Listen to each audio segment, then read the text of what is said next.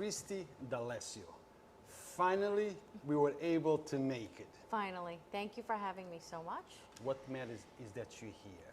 Yes. Judge, let's look at the camera and let's tell the people of Yonkers and Westchester County and New York State, why are you running? So thank you everyone for tuning in today. I understand it may be your lunch hour, so thank you for taking time from your busy day. My name is Judge Christie D'Alessio. I am a town judge in the town of Greenburgh. I actually grew up in Yonkers. I'm not sure if you knew that, Rue, but I did grow up in Yonkers. My parents still live here. I am a mom of 3 and a wife to a police officer. I work in not only the town of Greenburgh Court, but I'm also an attorney to an acting Supreme Court judge. So I have 2 judges. And based two judges. I work for a judge and I am a judge. So I change my role every other day, and it, depending on the job that I am in. I do think my experience as a court attorney and a judge in the town of Greenburgh will help me in my candidacy for New York State Supreme Court. So I believe I bring a unique experience to the Supreme Court, and if I'm so lucky to be elected, I will serve the people. Well, Judge, I have noticed, my experience, I talk to so many people on the street, and one of the reasons why they vote for A person instead of B person is because they connect with A or B. Not necessarily because of their records, but because they connect. They feel like they can relate to that person. Tell me a little bit about you, besides you a mom and a wife. Sure. Tell me about how you came into law. Sure. What made you, follow that path? What makes you you? So I was actually born in Mount Vernon Hospital and lived in the Bronx for 13 years in a 1-bedroom apartment. My parents worked very hard to make ends meet. And I don't come from a family of judges or lawyers. We moved up to Yonkers when I was 14, and I thought we were rich when we moved to Yonkers. There were trees, it was a beautiful, beautiful city, and I was fortunate to go to the schools, and I ended up getting a part-time job in a law firm when I was 18 years old, making photocopies for lawyers, getting their coffee, going to the bank. Whatever they needed, I was there. And that job turned into a receptionist job. Then the receptionist job turned into a paralegal job.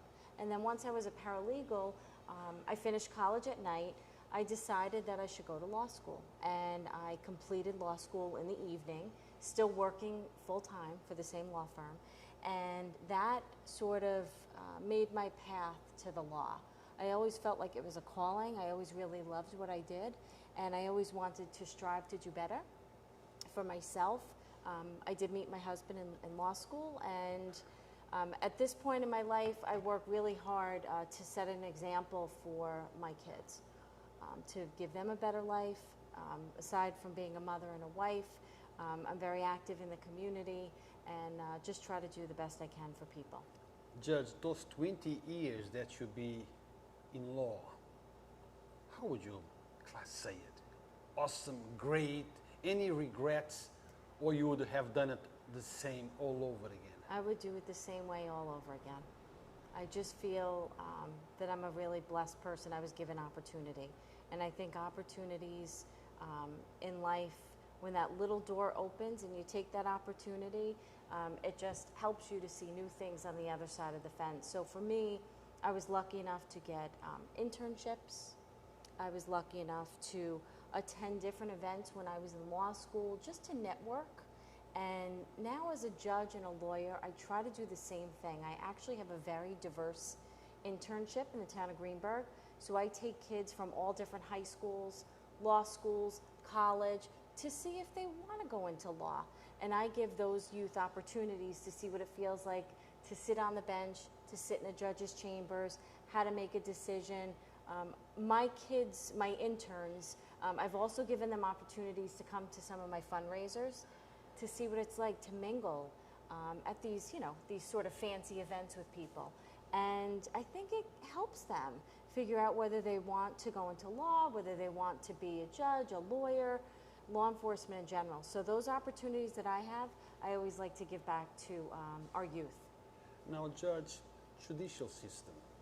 Many people in America, I would say all over the world, but we're going to stay focused in America, feel like the judicial system is not fair to many people. They feel like many things need to be fixed. That balance of justice needs to be equalized. How do you feel about it? Yeah. So I can tell you that when I rule as a judge, I don't sit there thinking I'm the most important person in the room. Every case that comes before me, I picture that could be my son, that could be my father, that could be my mother before me. An elderly lady I had a few weeks ago appeared in Greenberg. It was her first speeding ticket. I thought, how would my grandmother feel if she came into court with a perfect driving record? Now she's in her late 70s, and that woman who came before me, she explained the story to me. I gave her an opportunity to, of course, be heard. She didn't think the cop was fair in giving her the ticket. I told her he was doing his job. You have the ticket. You came here today in person. You explained the story. And based on your track record and your driving abstract, the ticket's dismissed in the interest of justice. And she cried. It made me feel good. So, you know, no matter what kind of case it is, it could be a VTL, which is vehicle and traffic law.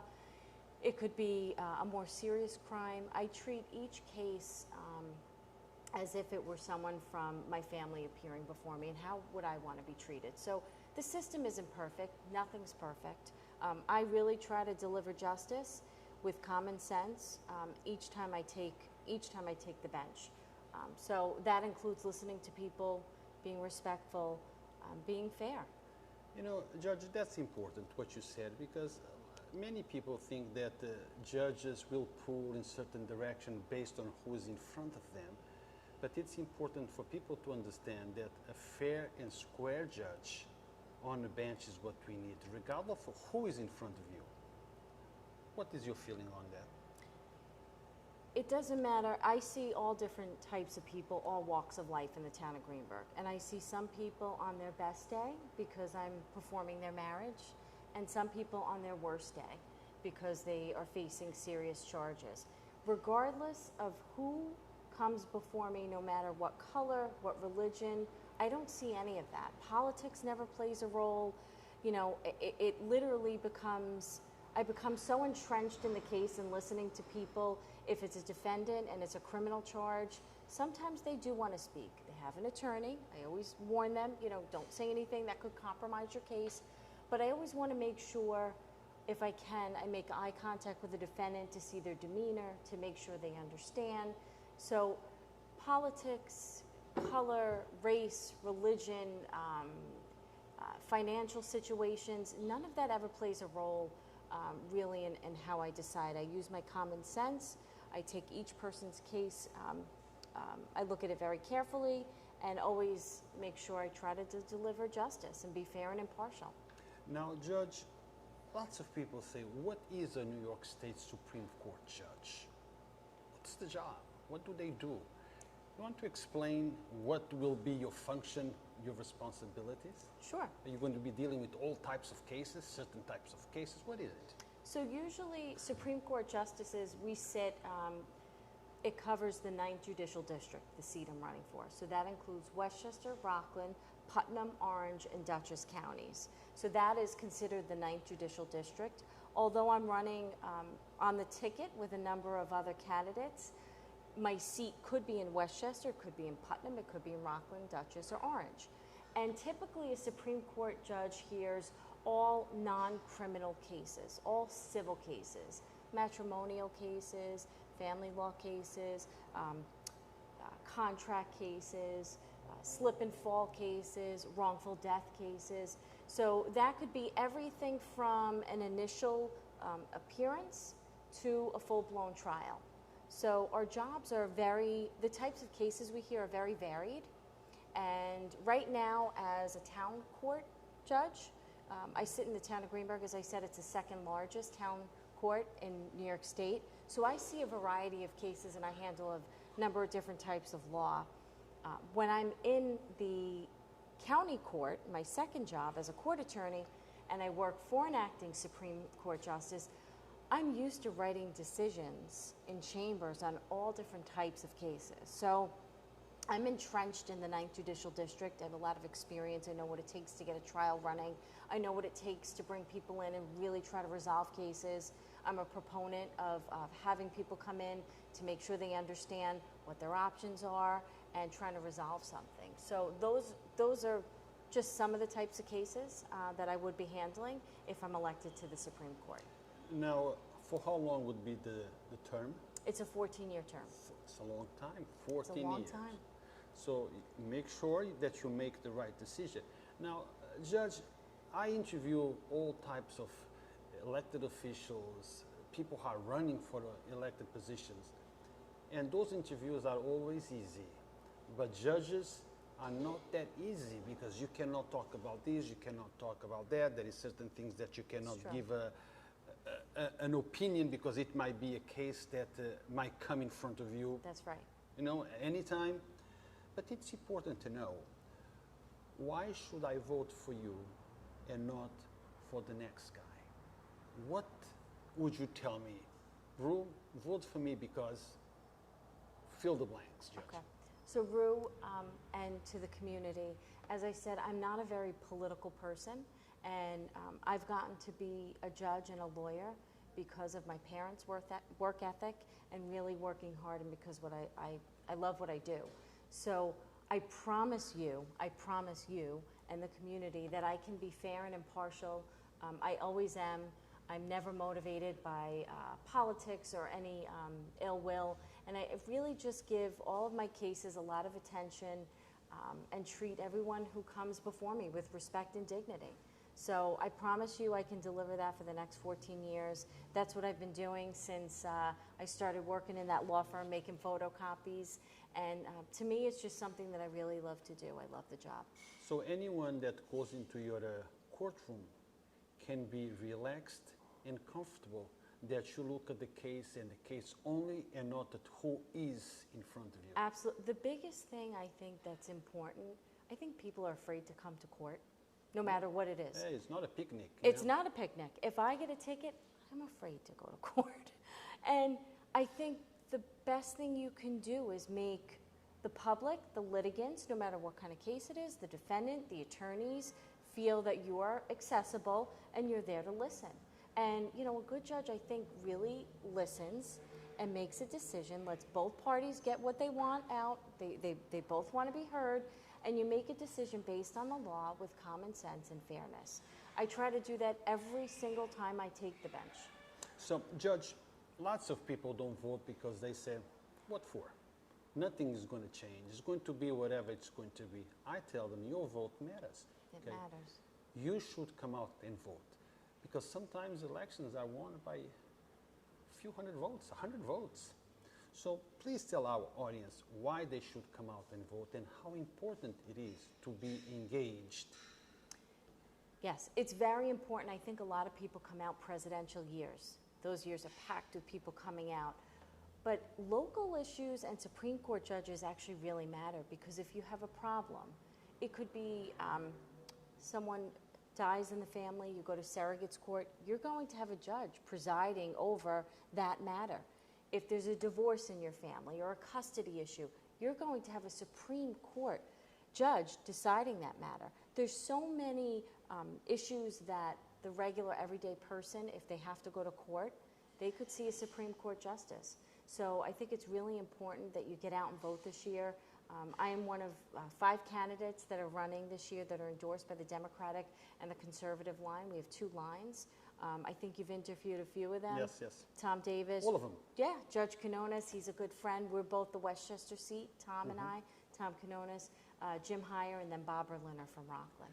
Now, election is coming up in a few weeks. Yes. Okay. And what you going to do after? Disney World? No Disney World. Work, work, work. There's no time off. So it's funny you ask that, because I'm starting to think I have to wrap up my cases, whatever trials that I have that are lingering. I have to finish them before the end of the year in the town of Greenberg.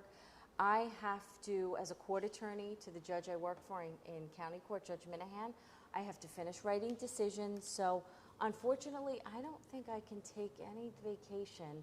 I think this year it's going to be really special holidays at Christmas time, at Thanksgiving, when the courts are naturally closed, just to enjoy time with my family. I've been spending a lot of time out of the house. Thank God my husband's been there to help me. I try to be there for my kids as much as I can, and I try to bring them wherever I can. So I think this year it's going to be nice family time around the holidays. Well, you know, Judge, lots of people think that campaigning is a cup of tea. It's easy. Is it? Well, you know what? It's easy because it's part of what I have to do to get the job. I consider it work, but at the same time, I've met a lot of nice people. And regardless if I win, if I lose, I've met a lot of people who I consider actually friends along the way. So I make the most of it. I've really tried to enjoy campaigning. You know, I do get home late, of course, but I don't want to miss an opportunity to meet, you know, a certain group of people and make a difference so people get to know me. Now, Judge, let's talk about endorsements. Sure. Have you received any?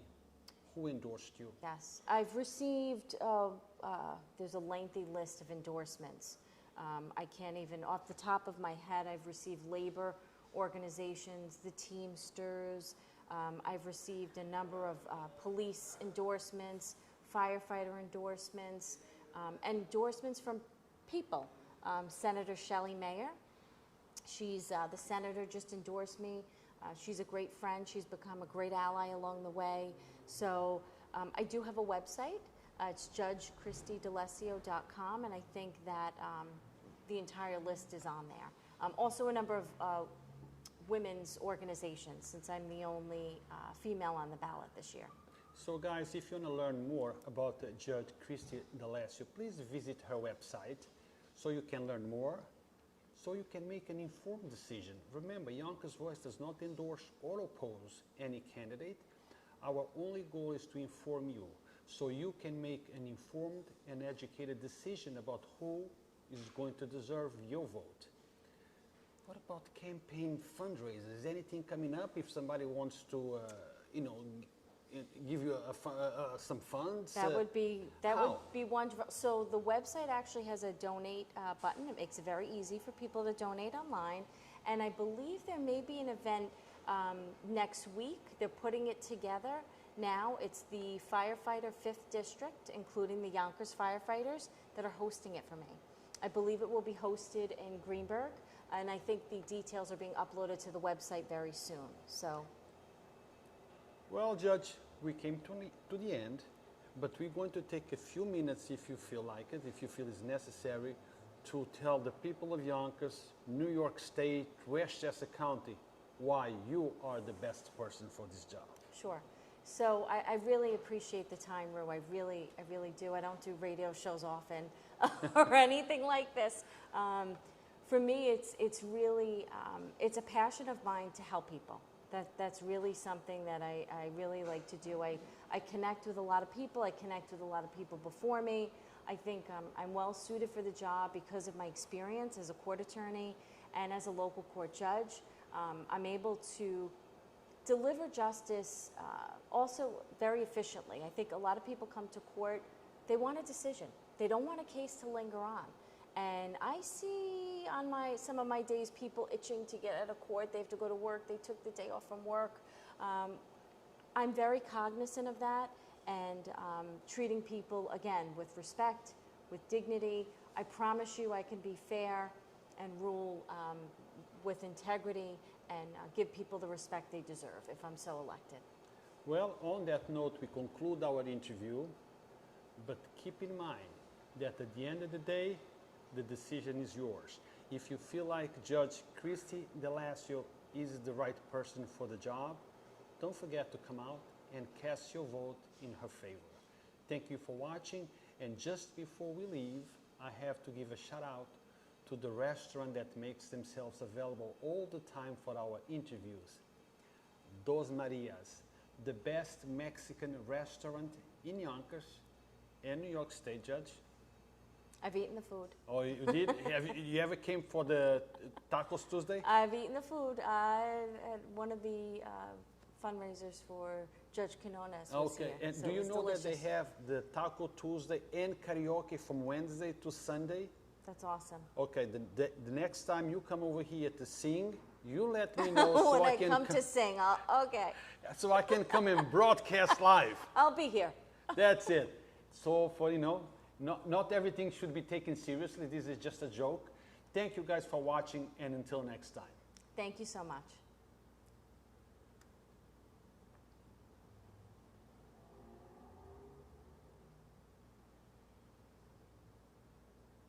Let's wait for the